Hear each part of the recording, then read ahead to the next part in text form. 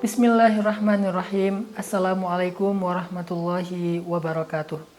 Teman-teman, ahlan bikum min jadid di dalam Ramadan series kita dengan tema beningkan dari hati. Dan pada episode kali ini saya akan meneruskan tentang tafsil madakhilis syaitan ilal qalb. Penjelasan tentang jalan-jalannya masuk setan ke dalam hati manusia. Di antara jalan atau celah masuknya syaitan ke dalam hati manusia, kata Syekh Said Hawa, adalah al-ajalah wa tarkut tathabbut fil umur. Tergesa-gesa dan tidak teliti dalam segala urusan. Itu ternyata jalan masuknya syaitan. Nabi SAW bersabda, al-ajalah minasyaitan wa ta'anni minallah. Tergesa-gesa itu adalah sumbernya dari syaitan, sedangkan berhati-hati dan tenang itu adalah dari Allah Subhanahu wa taala. Allah Subhanahu wa taala juga berfirman, khuliqal insan min ajal. Manusia itu diciptakan dalam keadaan tergesa-gesa. Dan Allah juga mengatakan wa kanal insan ajula. Manusia itu emang suka sekali tergesa-gesa. Sampai Allah melarang Nabi untuk tergesa-gesa dalam membaca Al-Qur'an. Wala ta'jal bil Qur'an, atau wala la tuharrik bihi lisanaka lita'jala bih. Janganlah engkau terburu-buru membaca Al-Quran. Janganlah engkau menggerakkan lisanmu secara terburu-buru dalam membaca Al-Quran. Banyak lagi ayat-ayat larangan untuk al-ajalah atau tergesa-gesa, terburu-buru yang negatif. Apa bedanya terburu-buru dengan melakukan sesuatu secara cepat atau dengan ritme yang tinggi? Bedanya adalah tergesa-gesa itu nggak ada perhitungan. Tergesa-gesa itu terlalu menurutkan keinginan tanpa banyak menimbang-nimbang. Sedangkan melakukan ritme yang tinggi itu lebih kepada ritme. Kalau tergesa-gesa itu adalah emosional yang tidak stabil. Kalau menjalankan sesuatu dengan cepat itu bukan emosional, itu lebih ke mengejar sebuah target, atau memang dia punya karakter orangnya cepat dalam melakukan sesuatu dengan pertimbangan yang sudah matang, dengan strategi yang sudah jelas, maka nggak masalah melakukan sesuatu dengan cepat, dengan ritme yang tinggi, sambil berlari misalnya dalam tanda petik. Beda dengan tergesa-gesa dan terburu-buru. Sampai Nabi melarang kita untuk datang ke masjid kalau kita terlambat dengan cara berjalan tergesa-gesa. Kata Nabi, kalau kalian mendengar imam sudah sholat, kalian masih di luar masjid, jalanlah dengan tenang dan menjaga diri. Jangan sampai menyakiti orang lain, misalnya ngebut atau lari. Jalan dengan tenang saja, apa yang kalian dapat dari imam ikuti, yang kalian lewatkan nanti ditambah sendiri. Ini artinya memang Islam melarang kita tergesa-gesa dalam segala sesuatu dengan bentuk yang tidak ada pertimbangan dan merugikan diri kita sendiri. Berbeda ya antara tergesa-gesa dengan menyegerakan. Menyegerakan itu bukan tergesa-gesa, menyegerakan itu melakukan segera mungkin. Kalau tergesa-gesa dalam melakukannya dia tidak ada pertimbangan. Misalnya kayak gini, sholat. Ada yang menyegerakan sholat, ada yang tergesa-gesa dalam sholat. Apa sih bedanya? Orang yang menyegerakan sholat itu adalah orang yang sholat di awal waktu, tetapi dia sholatnya khusyuk. Sedangkan orang yang tergesa-gesa dalam sholat, bisa jadi dia sholatnya di akhir waktu, tetapi dia melakukannya dengan terburu-buru, sehingga dia sampai nggak benar bacaannya, sampai nggak tahu udah berapa rakaat. Kenapa? Karena dia tergesa-gesa dan terburu-buru.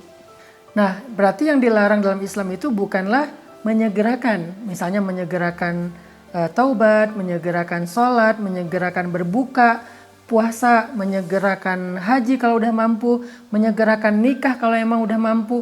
Itu bukan tergesa-gesa, itu beda. Tergesa-gesa itu nikahnya kawin lari, itu tergesa-gesa. Makannya, berbuka puasanya nggak dikunyah dulu, langsung ditelan, itu namanya tergesa-gesa. Tapi berbuka puasa di awal waktu ketika azan maghrib itu bukan tergesa-gesa, tetapi itu menyegerakan. Jadi kita bedakan antara menyegerakan ritme yang tinggi dalam satu aktivitas dengan terburu-buru dan tergesa-gesa. Sesungguhnya ketergesa-gesaan itu berasal dari syaitan, kata Nabi SAW.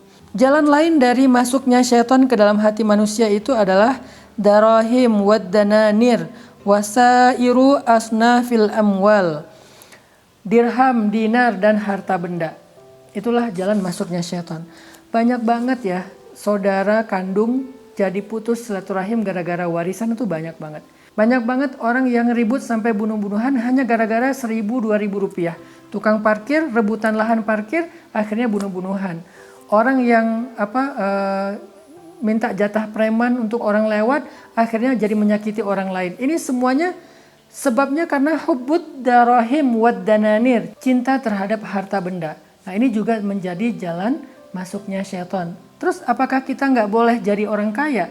Apakah kita nggak boleh ngumpulin harta? Apakah kita nggak boleh mencari uang? Boleh. Yang dilarang itu mencintainya. Terus kalau kita mendapatkan semua itu, diletakkannya di mana?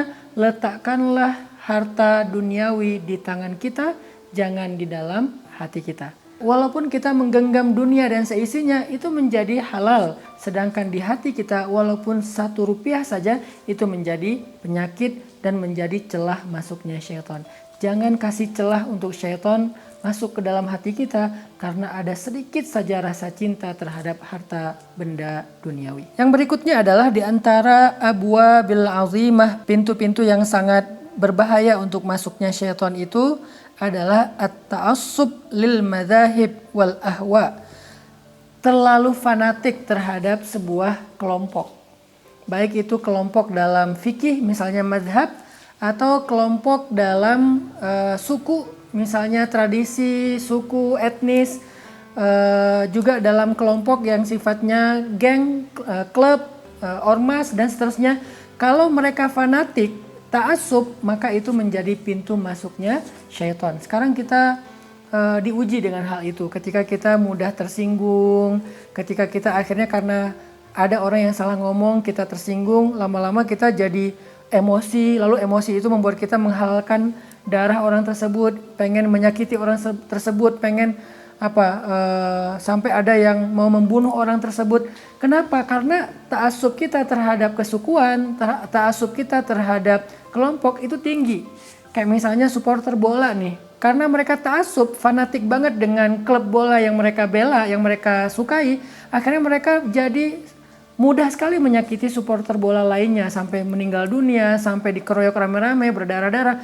Itu gara-gara at-ta'assub. Itu gara-gara at-ta'assub. Sampai Nabi SAW bersabda, "Man qatala tahta rayatin ummiyah faqutila faqitlatun jahiliyah." Siapa yang berperang, bertengkar, tawuran karena urusan kelompoknya, bukan karena Allah, maka kalau dia terbunuh dalam keadaan jahiliyah, dan yang membunuhnya pun mendapatkan dosa jahiliyah yang sangat besar. Kadang-kadang yang kita fanatikin juga hal-hal yang sifatnya nggak ada hubungan dengan hidup kita secara langsung ya, kayak ini bentar lagi Piala Dunia nih, fanatik dengan Itali.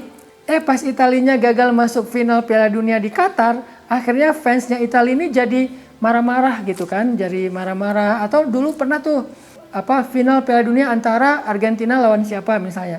Ada yang belain ini, ada yang belain itu di satu nobar. Pas yang satunya kalah akhirnya jadi marah-marah, jadi ngeledekin, jadi bahkan sempat rame juga. Itu gara-gara terlalu ta'assub. Udahlah, kita kalau mau fanatik, fanatiklah kepada kebenaran dalam makna yang positif ya. Fanatiklah kepada Allah dalam makna yang positif, tetapi jangan sampai kita berlebihan. Barakallahu fikum.